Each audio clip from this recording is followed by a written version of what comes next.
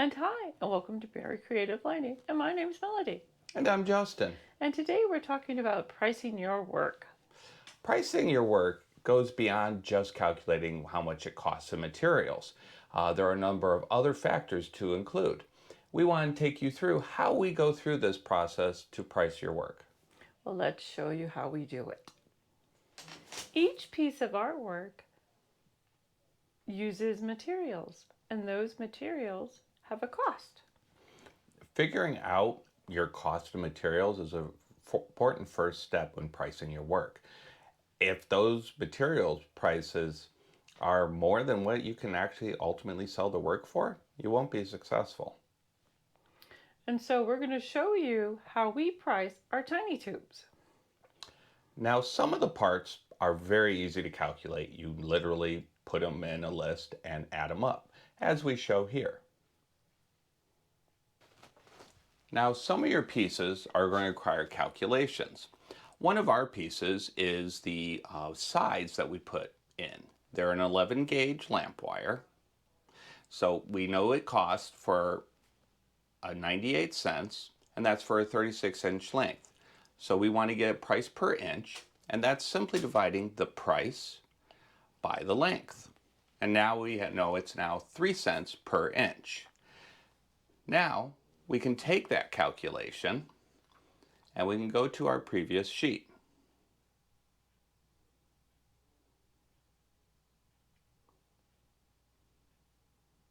So 11 gauge lamp wire, if I can type it right,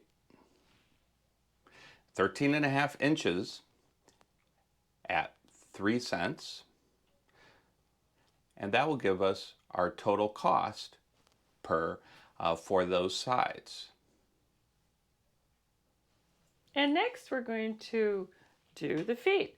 Well, the feet are a little bent, so it's a little hard to calculate that. So how we start is that we start with a 36-inch piece of wire, we bend 3 feet, and then we measure what's left over, and we kind of know what we used, and that's where we get the calculation from. And we can see where we add it here into the list. Well, we got the frame together, so now let's do the glass. Now, to figure out the cost of the glass, we had to figure out what kind of measure would make the most sense. For us, it was weight. So let us walk you through how we calculate using weight. So to do this calculation, it is made up of 3 elements. We have the clear glass, the colored glass, and the wire. So we start by figuring out the price per ounce of each of those items. The clear glass is 12 by 12 sheet. For a 12 by 12 sheet, it is $8.88 and it weighs 24 ounces. So that gives us 37 cents per ounce. The frit is $4.85 for 8.5 ounces, so that's 57 cents per ounce. And then the wire used for wrapping is $1.27 for 4 ounces, and that gives us 32 cents per ounce. Then we figured out the percent usage for each of those to help us come up with a weighted price. So for the clear, we know we use 55%. Then the colors, we use 35%. And then finally, 15% is the wire used for wrapping. So having these all together, we can now have a weighted price.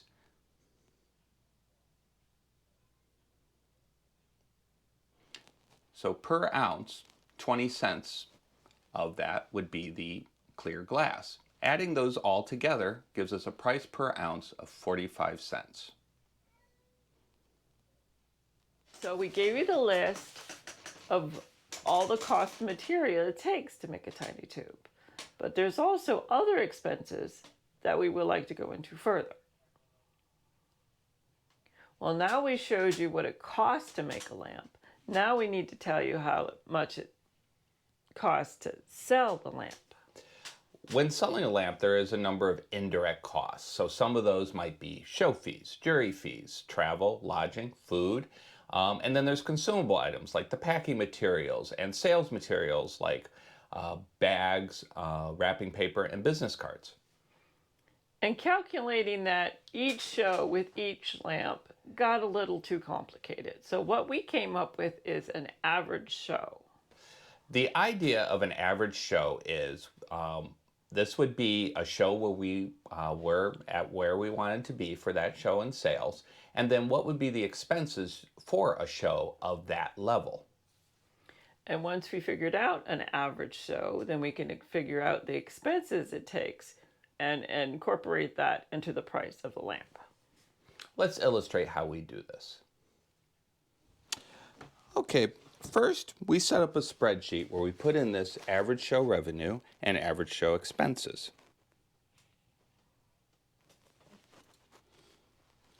The basic product pricing formula is lamp cost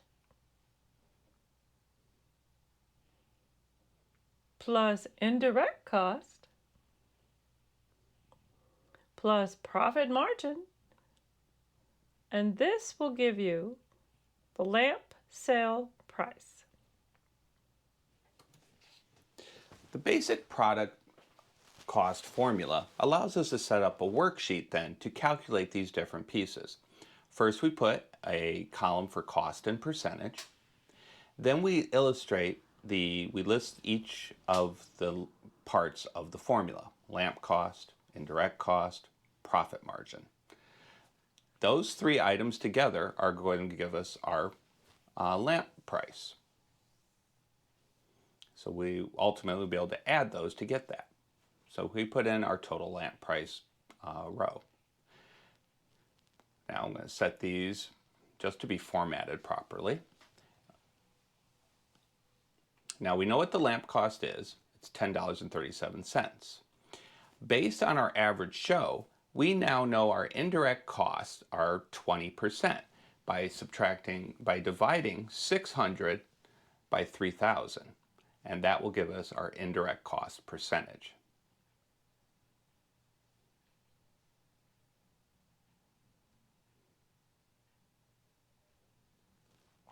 Now the next piece, we're just going to fill in a value to estimate what kind of profit margin we would want to see for this lamp.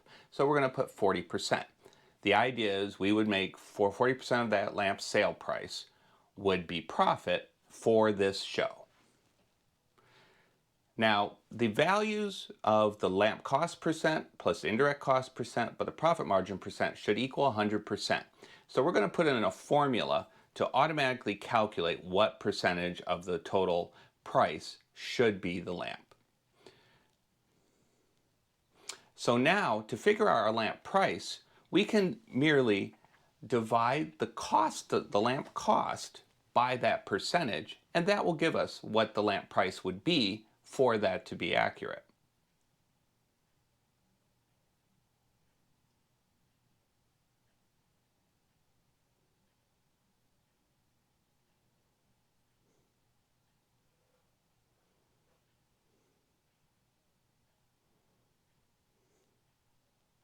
So for this particular instance, for a 40% profit margin, our lamp would be $25.93. Now to figure out what those direct indirect costs are, you can merely multiply that total lamp price by that percentage that you calculated before. So the cost is $5.19. Then you add in, you do the same thing to figure out your profit margin. So on that lamp, selling it at $25.93, we would make $10.37 per lamp. If it was a show earning $3,000 with expenses of $600. We can adjust those percentages to get different values. So if we were going for a 45% margin, then we would have to increase the lamp price to $29.63. So we're trying to figure out how to do a methodology on pricing. Well, I found a way, it's called charm pricing, which means it ends in 9.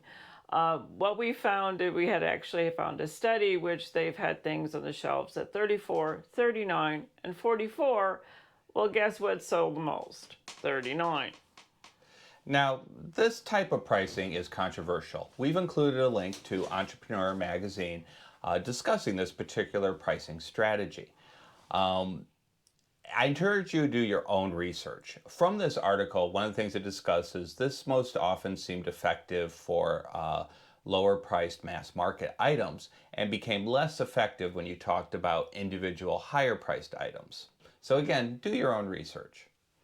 And I know we did not incorporate the time and effort it does take to make such pretty things, but I think our profit margin kind of, it's kind of under that umbrella. Yes, and then there's additional ones that we know we did not include as well, such as vehicle expenses, tent, tools, website, any of these other expenses. We did not have a way to directly attribute these to each lamp. But we didn't really have a accurate methodology that we could use, but so we can kind of incorporate it in an annual basis, and we can actually go into that in further episodes. Another thing we want to talk about is price adjusting. The worksheet is a tool and it gives you a starting point. But sometimes you have to adjust your pricing from there. I think, Melody, you have a great example of this. Our tiny purses. We had them at 29, and then we applied them to the worksheet that we showed you, and they said they should be at 39. Well, we raised the price to 39, but they wouldn't sell it. Our sales absolutely plummeted. So we looked at that pricing very carefully in the worksheet, and it was borderline because we used that charm pricing ending in nines, and I believe our price was coming in like 31, 32 according to the worksheet. So we made the decision to lower it back down to 29. And what happened with the sales? They went up. Absolutely. They went through the roof. They were great. It was what the kind of sales we wanted for that item.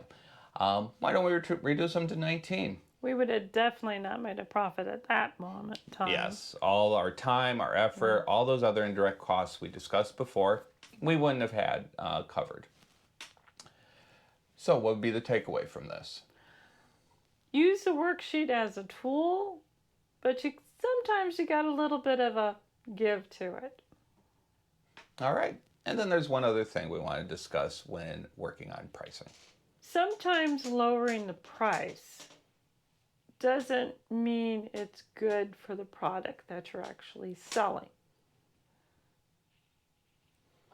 So one way to address that is the concept of adding value. Sometimes it's cheaper to add value to an item to improve its sales rather than lower its price. We did that with the solar lanterns. We did. And we added a shepherd's hook. The solar lanterns included a solar light bulb that was $20 each, which greatly increased the cost of production of that item. And even with a reduced profit margin, it was hard to put it at a price point that it would sell. So this is where we did the shepherd's hooks. We found we could source these shepherd hooks rather cheaply. And this gave a new option where people would be able to hang the lanterns in their yards. So added value. And then we were able to have it at a price point that it would sell with the added value. So if you have an item that is not selling, maybe you can spruce it up just a little bit to add a little bit more value to your item. And this can be more effective than lowering the price sometimes. So we walked you through on how we price our lamps. Now, we took you through a lot of detail, but this is not meant to be a definitive guide for your own pricing. We just wanted you to show how we came up with our own methodology to help you as you develop yours. And I would love to know how you price your work, and please leave those comments below. Also, please like and subscribe. And you have an awesome day. Bye!